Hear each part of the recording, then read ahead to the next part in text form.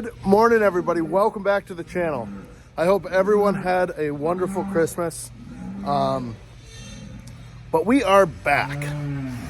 We are back, baby. We are back to work. It is a nice 24-degree morning, which is perfect because we've got a lot of pack manure we need to get rid of.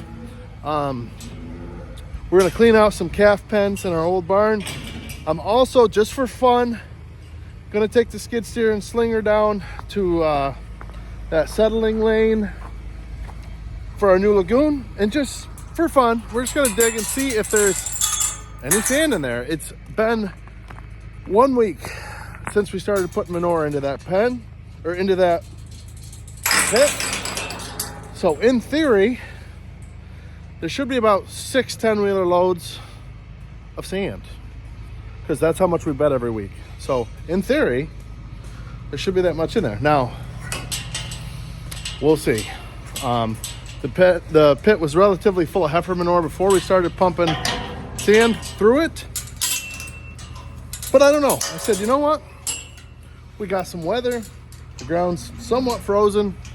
So we will go ahead and try to take that out and just see what we get. And if it's nothing, so be it. If it's 6 full 10-wheeler loads, so be it. But anyways, we got the dry cow barn cleaned. Fresh group is cleaned. Dried cows off yesterday. They're acting spazzy. So, yeah. All in all, good morning. It's right around 9:30 now, so got a little bit of a later start on the video. But follow along, guys. Hit that like and subscribe button. We'll see how the day goes. Also, because we haven't exactly talked cows very much in the last week or so, not that we're going to talk a lot, but this is a nice renegade heifer who's itching her leg. That is a unit of a 2-year-old.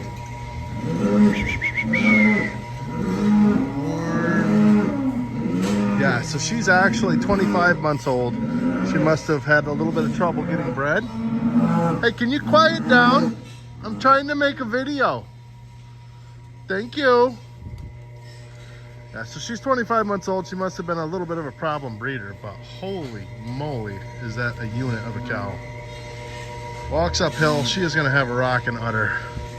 Little posty, as is the problem with the breed, but yeah, that's an absolute tank of a heifer. Again, she's a renegade. I was talking with Jack a little bit yesterday. He came over for Christmas and spent an hour over there with the kids. And we got talking about YouTube a little bit. And I told him, I said, I think the cow videos tend to do better, which is surprising. It's kind of the opposite of what, most people would tell you. TikTok tells you.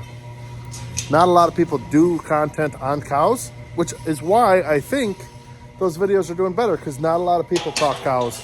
Not a lot of people know bulls.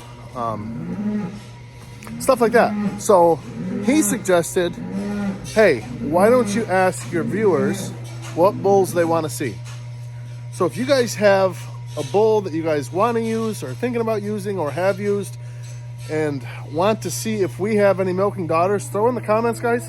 I'm not saying we're going to have any, but we do use a pretty wide variety of bulls. We don't use as much type. Obviously, we are primarily a genomic herd, but we do have some type. So, and we do use bulls from pretty much every stud company, except for Gen X. We don't really use much Gen X or Alta. I don't think we use any Alta either. But anyways, just throw in the comments if there's a bull that you want to see daughters out of. And if I have some, I will show you. If I don't have any, I will tell you about it. All right, let's see what this is all about here.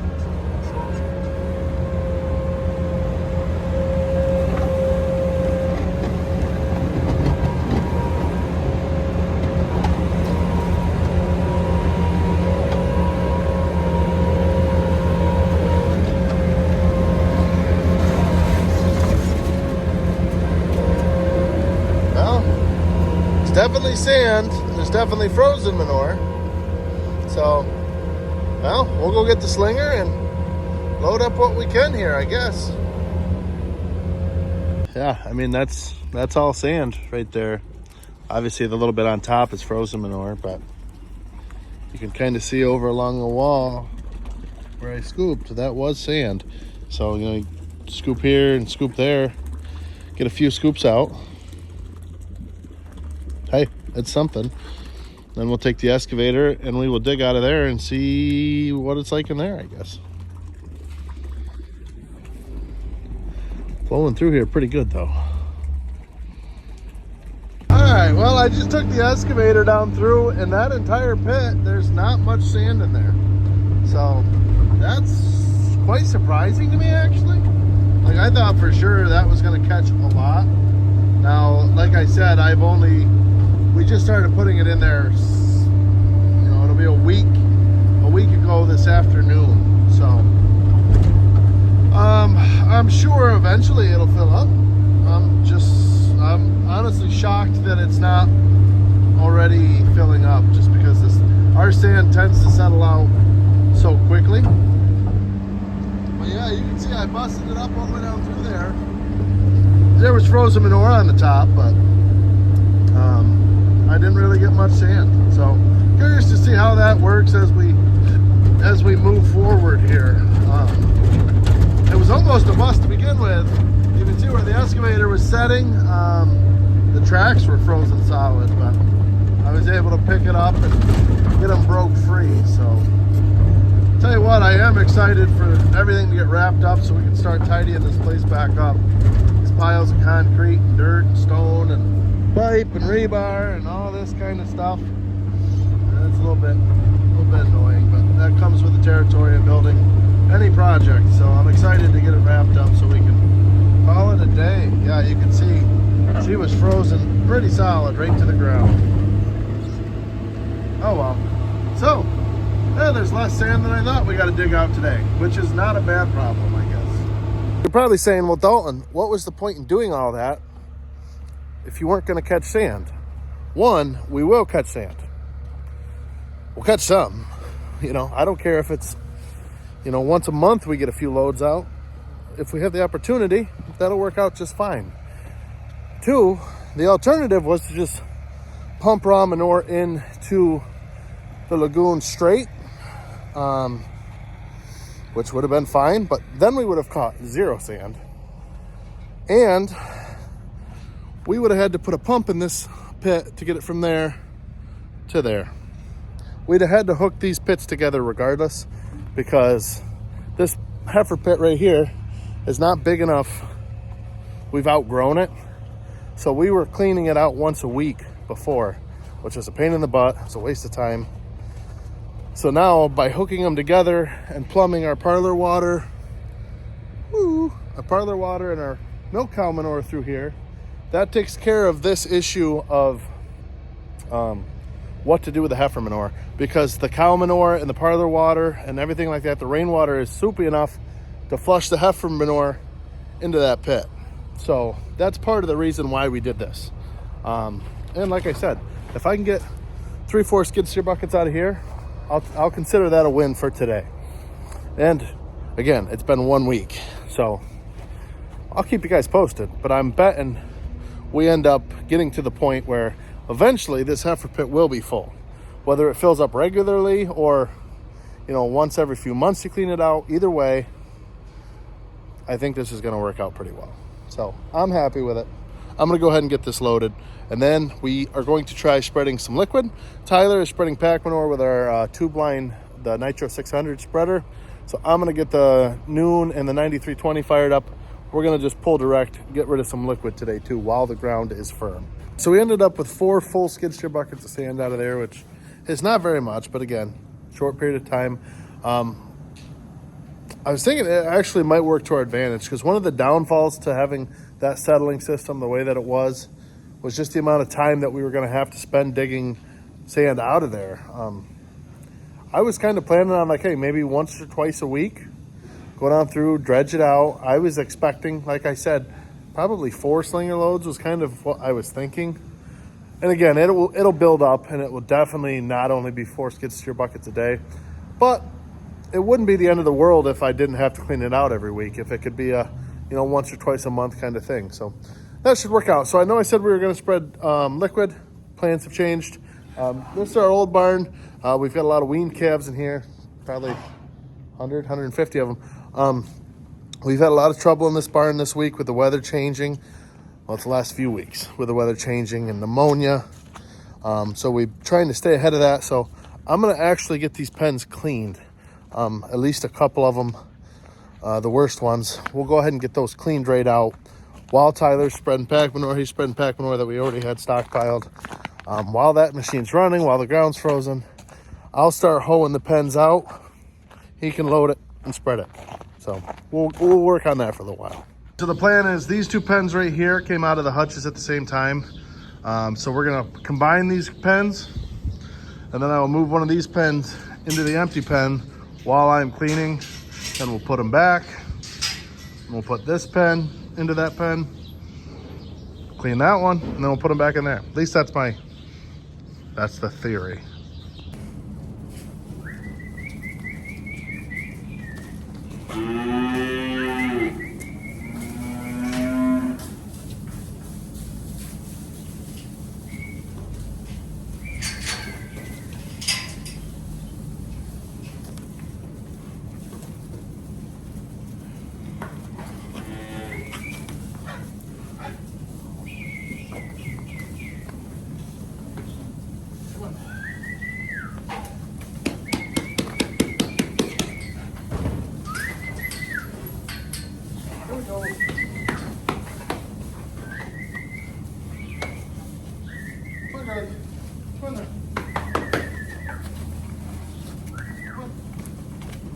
There we go.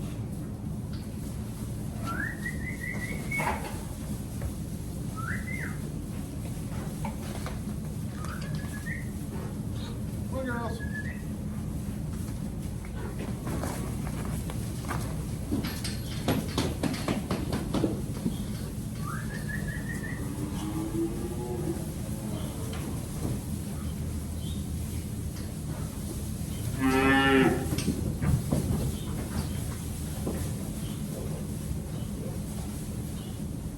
Like a glove.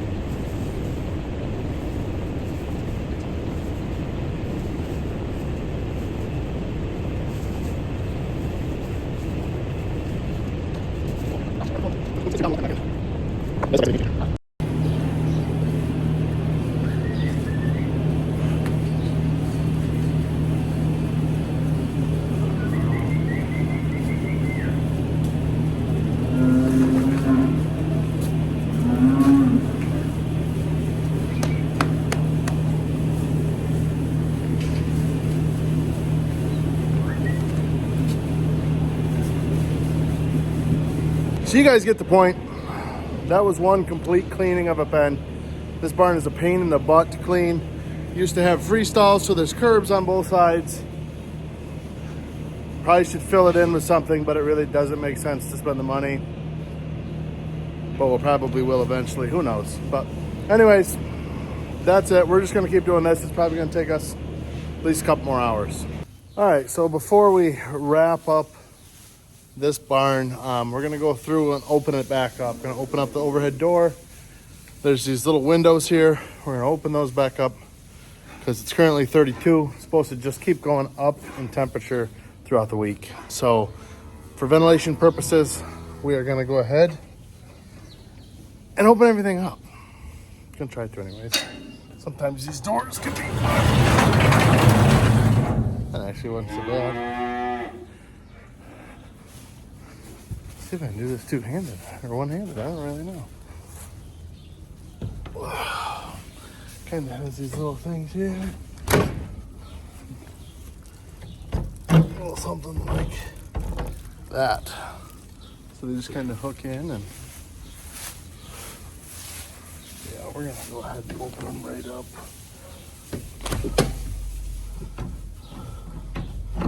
Find the hole, there we go. Yeah, that should help with ventilation a little bit. So anyways, guys, all that's really left for today. Got a couple cows to breed, got a push-up feed. So we're gonna go ahead and end the video there. Thanks for watching, guys. Really appreciate it. Hit that like and subscribe button. Tell everyone about the Goofy Dairy Farmer on YouTube, and we'll see you guys tomorrow in the next one. Rock on.